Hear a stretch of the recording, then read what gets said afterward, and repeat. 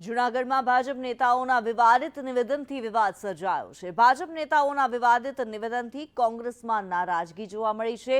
જૂનાગઢ શહેર કોંગ્રેસ પ્રમુખ મનોજ જોશીનું નિવેદન સામે આવ્યું। બેફામ વાણીવિલાસ એક દુઃખદ બાબત હોવાની વાત મનોજ જોશીએ કરી છે। ભાજપના નેતાઓ ભાન ભૂલ્યા છે। જિલ્લા ભાજપ પ્રમુખ ધારાસભ્યનો વાણીવિલાસ હોવાનું મનોજ જોશીએ નિવેદન આપ્યું।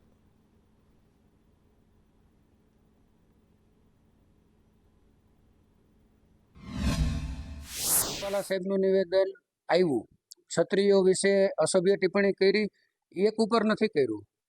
ભૂતકાળમાં પાટીદારો ખુદ એમની જ્ઞાતિ પર પણ જ્યારે અનામત આંદોલન ચાલતું ત્યારે પણ અસભ્ય ટિપ્પણી કરેલ હતી।